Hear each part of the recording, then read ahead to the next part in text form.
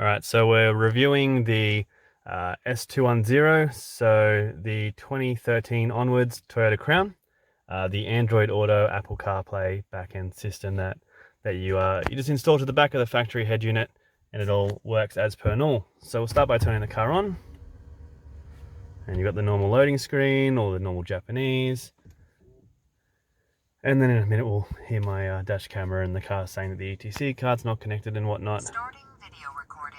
And we'll just wait for that to finish. So you have your normal screen, everything works as per normal. ETC card is not inserted.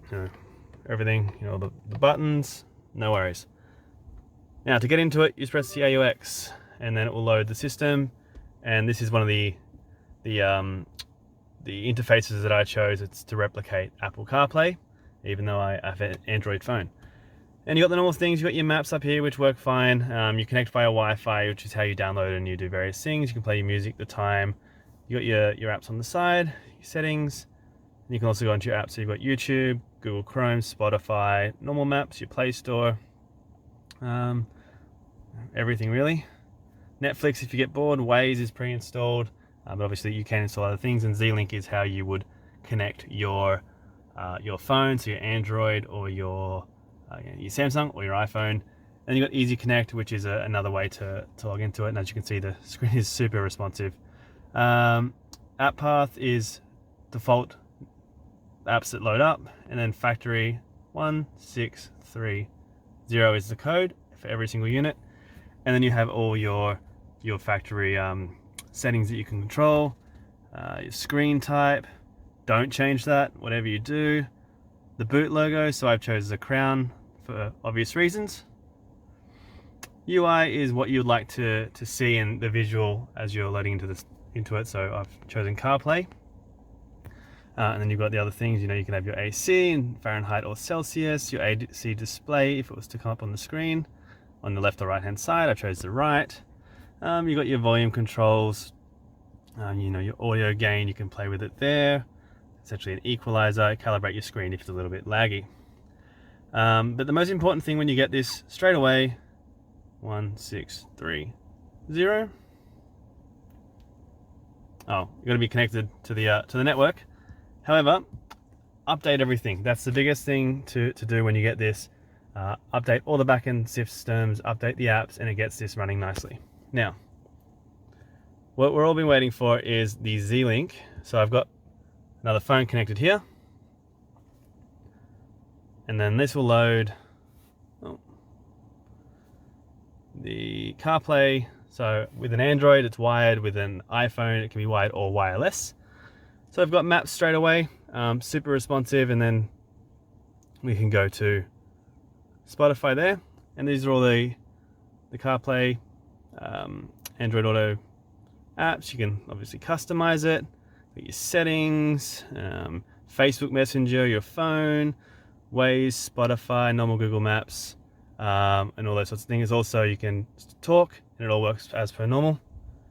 Other things, audio control, as you can see, works no worries, very quick, super responsive, and as does the changing of the songs. That's fine as well. All your integrated buttons work as per normal. And then if you were to go into reverse camera works as per normal, and so do other cameras. If your car has the 360 panorama or whatever else, it would work as per normal there. The screen is, as I said, very responsive.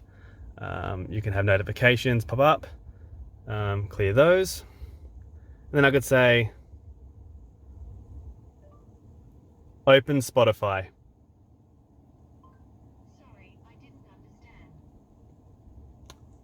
It didn't understand me. I don't know why.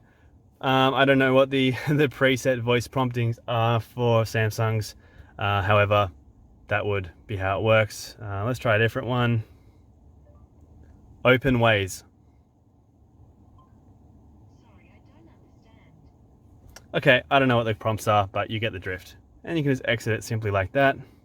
If you wanted to load Netflix, you'd need to be connected to the internet, but that is how you would do it. You just go into settings, Wi-Fi, connect to the Wi-Fi just like that. And then of course you can do other things in here, and as you can tell it's quite responsive, and that's back to home. Easy as that. So that's a very basic review on the system. It's plug and play. Take this out. All you got to do is take these side panels off. There's some bolts in there. This pops out. Easy. To run the GPS unit, I've put it up here. The speaker and the antennas I've left under the dash. I've run the GPS wire down here, behind there. This pops off. I run into there. Easy. You got the glove box, spare USB. And then I have two USBs also connected that I've run all the way through behind here, behind the dash, and I've got them coming out over here. One for my wireless charger and another to connect the phone to. Very simple, very easy, and it's nice and tucked away. So as a whole, that is the unit for all Crown owners. Through the modern Toyota Crown page, we can get 20% off from the people who sell it, which is fantastic.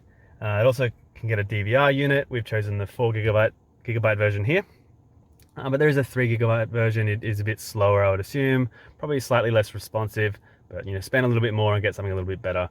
I will be getting the DVR unit in the next week or so from the seller, and that will get reviewed, and we'll see how that works. I've never used one of them before, but hopefully it works pretty well. Look, but as a whole, that's the unit. Any questions, reach out on the Toyota Crown page, modern Toyota Crown owners, and just stay tuned for the next video, whatever that might be.